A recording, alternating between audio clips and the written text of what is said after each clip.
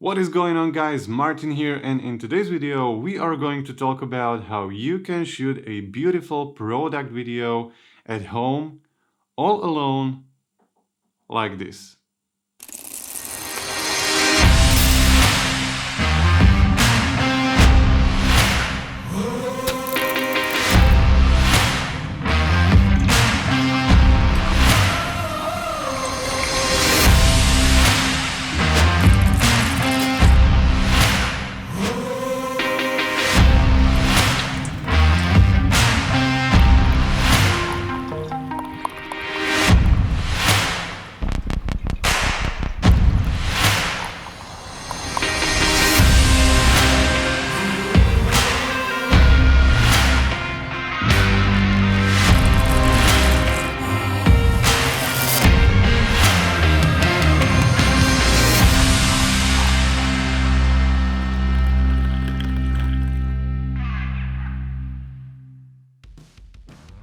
Well, the first question you may have is why always coffee? You may be really upset by this time by seeing coffee everywhere. On YouTube, on Instagram, coffee B-rolls, coffee shots, coffee in nature, coffee in your grandma's house, coffee everywhere. But if you see coffee everywhere, it doesn't mean that I'm pretending that I love coffee because it's so popular. Just take a look at my Instagram account. There is the kettle, there is V60 coffee, Chemex, another coffee, well, another coffee, AeroPress, coffee in nature, well, coffee everywhere. So before you start commenting down below that I'm copying Peter McKinnon or someone else, well, be sure that there are many people out there who are drinking coffee each and every day, and I'm one of them. Now, before I will tell you how I shot this video, how I edited this B-roll sequence, let me tell you why it is great to do such things. There is one big reason why you should pick up a product that you love and you have it at home and make such video about this product. These times are really tough because many of us photographers and filmmakers are stuck at home, which means we don't have many opportunities to build up our reels, build up our portfolio, so we really need to work with what we have. Let's say for a moment that I would like to land more coffee-related clients like coffee roasters, manufacturers of some kind of coffee equipment and so on, but I don't have anything to show them. So in this case, the best way for me would be to shoot something at home and then show it to those clients. Then, for example, one of 10 clients you will approach will actually want you to shoot a video for them and your portfolio will start growing. Now let's get back to the main topic of today's video, which is how I shot this scene. So now I will talk about different things in different categories, like for example location, gear, story, shot choices, and also editing. So stay with me, guys, and let's talk about the location.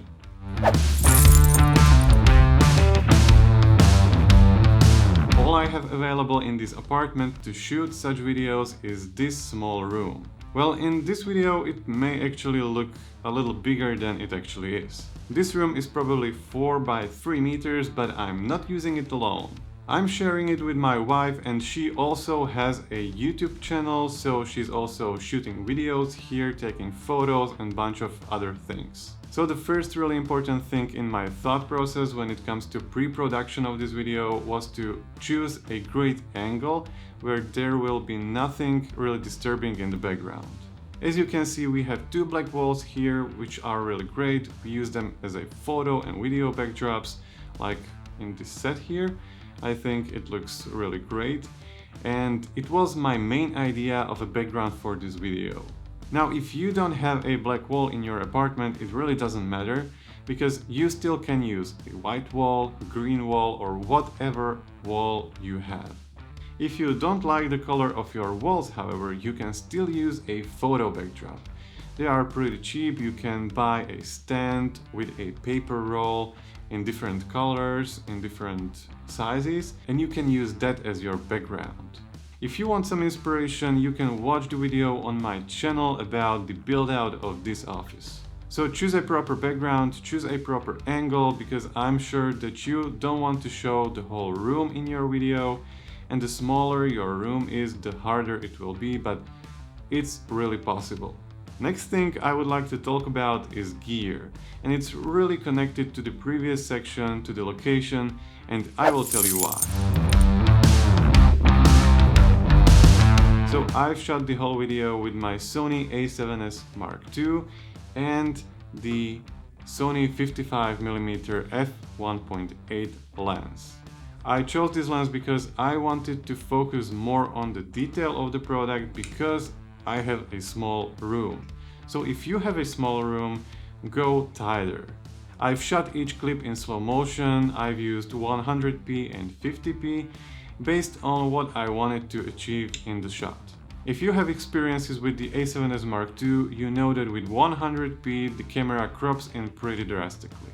Most of the time I find it to be a disadvantage, but now I really like it.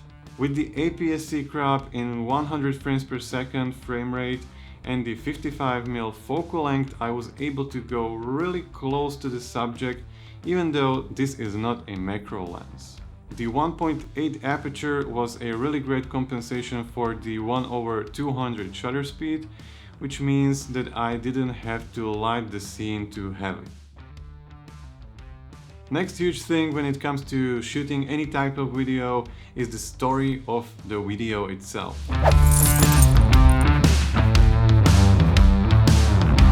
Whether you are shooting a vlog, then the story is obviously you. If you are shooting a short film or documentary, the story is scripted basically. And if you are shooting a product video, the story should be the product itself.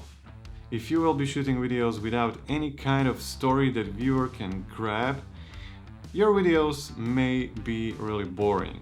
And it really doesn't matter if you have the most cinematic shots, well exposed shots, the most beautiful locations, most talented actors. If your video doesn't have a story, the video will suck. So if you decide to shoot a product video, like I've decided to shoot a video about coffee, you need to develop some kind of story. In my example, the story was in preparation of the coffee itself. As you probably already know, each story should have at least 3 acts: the beginning, the middle, and the end. In my case, the introduction was about the coffee itself. I tried to show the beans, and I also tried to show the audience what the whole video will be about.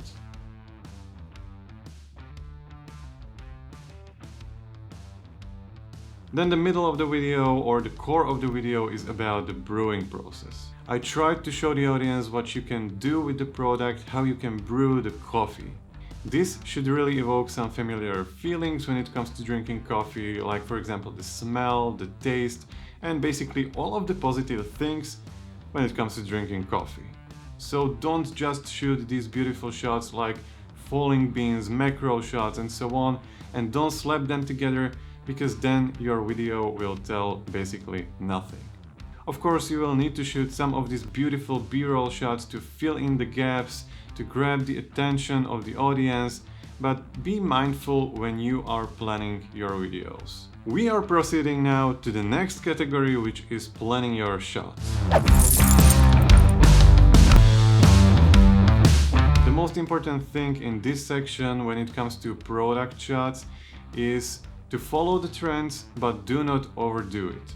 I mean that nowadays it's really popular to use many transitions in your videos, like panning transitions, zoom transitions, and so on. These are really great tools, but they can be your biggest enemy.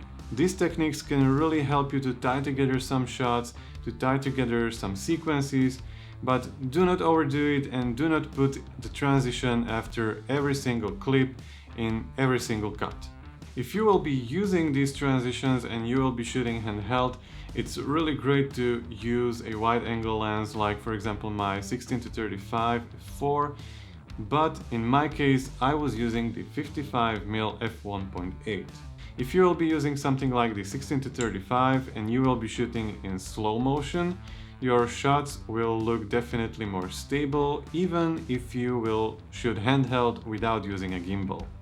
With the 55mm lens, my shots were looking shaky when I was shooting handheld, and those transitions were not that smooth and they were not really precise. So if you will be in similar situation than I was, just use a tripod with a fluid head. You will be able to do precise panning and tilting movement and even quick movement for those transitions effect. Now the last thing, guys, I would like to mention here is the editing or post-processing of the video. I will not go really deep into how I edited this whole video, because that will be a whole separate video, but if you are really interested in this, tell me down in comments and I might make this video for you. But here are some quick tips and notes I realized while editing this sequence. This also goes back to the story of your video, because if you know how your video should look like, you will be able to edit the video itself. By the time you will import the footage into Premiere or whatever editing software you are using, you should be aware of the vibe and of the mood of your video. Next really huge thing that can tie your project together is music. Again, this goes back to the story of the video and to the vibe of the video you want to achieve. Your video will look really different with a slow piano music,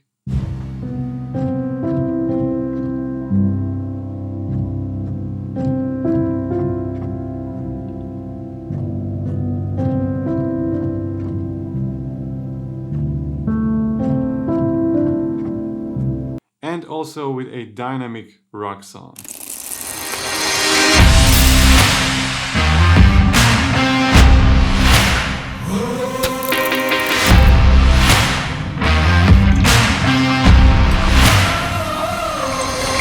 Oh, and by the way, I'm using Artlist to find music for my videos.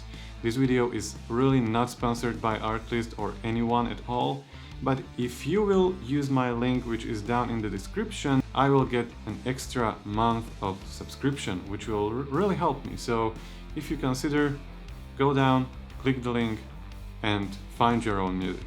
Since we are talking about the music and what you will actually hear when you will see the video, I will have to mention sound effects. Sound effects are really huge.